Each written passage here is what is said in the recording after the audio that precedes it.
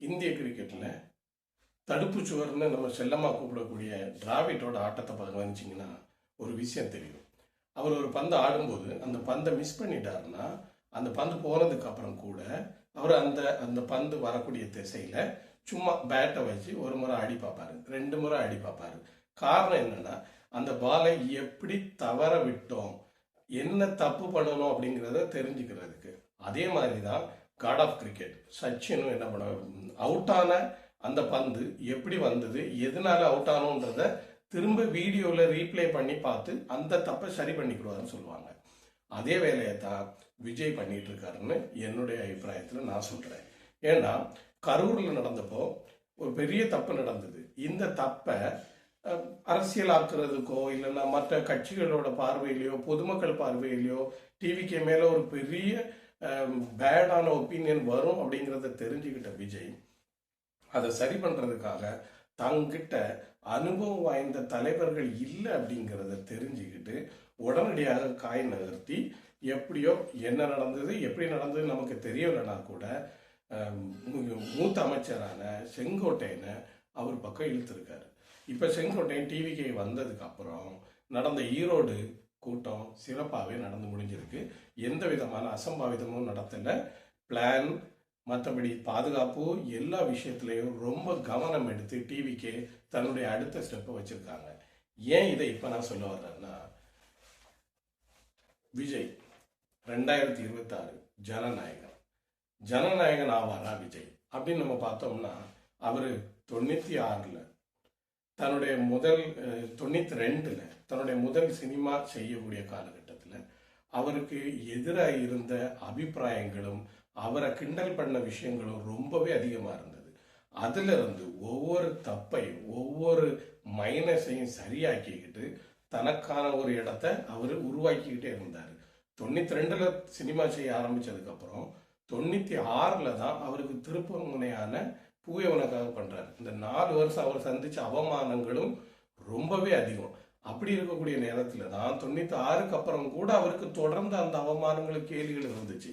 அதை எல்லாத்தையும் சரி பண்ணி தான் ஒரு நடிகர் அப்படிங்கிறத கொண்டு வந்ததுக்கு அப்புறம் ஸ்டார்டத்துக்கு உள்ள வந்து சூப்பர் ஸ்டாருக்கு போட்டியா வரக்கூடிய லெவல்ல அவருடைய ரசிகர் பட்டாளத்தை உருவாக்கி தான் மீண்டும் ஒரு நம்பர் 1 அப்படிங்கிற ஒரு விஷயத்துக்கு கொண்டு வந்த விஜய நம்ம மறந்துடக்கூடாது. அதே விஜய் அரசியல் வரும்போது தன்னுடைய தவறுகளையும் பாடங்களையும் படிச்சு அதுல சிறப்பா செயல்படுவாருங்கிறது என்னுடைய அபிப்பிராயம். இப்ப இன்னொரு விஷயத்தை கவனிப்போம்.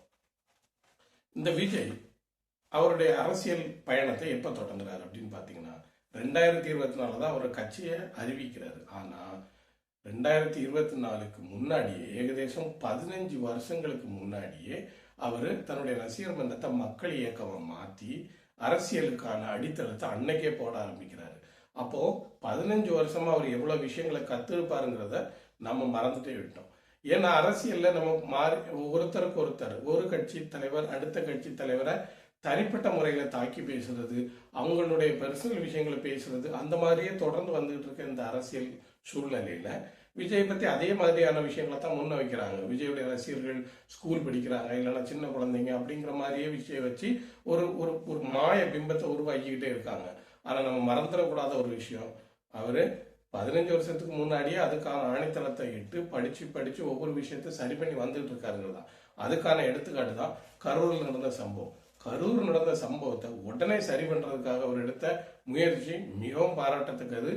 இனியும் அடுத்தடுத்த முயற்சிகளை செய்யக்கூடிய நேரத்துல விஜய் ஜனங்களுக்கு பிடிச்ச ஒரு தலைவரா வர்றதுக்கான வாய்ப்பு ரொம்பவே அதிகமா இருக்கு.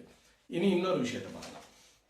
இனி விஜய் 2009ல் தன்னுடைய ரசிகர் மன்றத்தை மக்கள் இயக்கமா மாற்றினதுக்கு அப்புறம் 2011ல் நடந்த சட்டமன்ற தேர்தலில் அஇஅதிமுகவுக்கு தன்னுடைய ஆதரவை தெரிவிச்சு அவரோட ரசிகர்களை அந்த கூட்டணி ஜெயிக்கிறதுக்காக உழைக்க சொன்னாரு. அதுக்கப்புறம் சைலண்ட் ஆயிட்டாரு. அதுக்கப்புறம் அவரோட கிரவுண்ட் ஒர்க் எல்லாமே நடந்திருக்கணும், கண்டிப்பா செய்திருப்பாரு.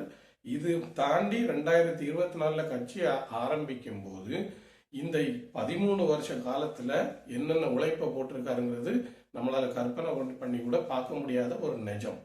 அதே நேரம் இப்ப 2004ல் தொடங்கி 2026 தேர்தலை சந்திக்கிறதுக்கு ரெடியா இருக்காரு. அதான் ஏற்கனவே சொன்ன மாதிரி 2026ல் ஜனநாயகன் ஆவாரா விஜய்?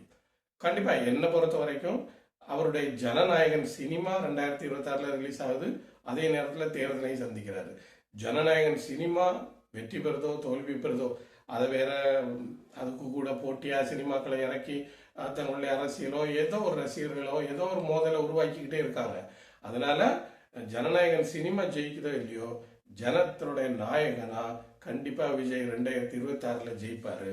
அந்த எலெக்ஷன் அவருக்கு சிஎம் போஸ்ட்டை கொடுக்குமா அப்படின்னு கேட்டீங்கன்னா கொஞ்சம் சந்தேகம் தான். ஆனால் அவருடைய உழைப்பை பார்க்கும்போது சான்ஸ் இருக்கான்னு இப்பவே சொல்ல முடியாது இல்லையா.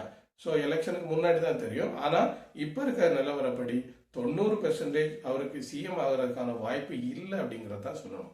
ஆனால் அதே சமயத்தில் ஒரு பெரும் மாற்றத்தை உருவாக்கக்கூடிய தேர்தலாக 2026 அமையும். அதுக்கு அடுத்த தேர்தல் கண்டிப்பாக விஜயோடதாகத்தான் இருக்கும் அப்படிங்கிற 100% நான் நம்புகிறேன். ஜனங்க நம்புவாங்கன்னு எதிர்பார்ப்போட இந்த வீடியோவை நம்ம நிறைவாற்றுவோம்.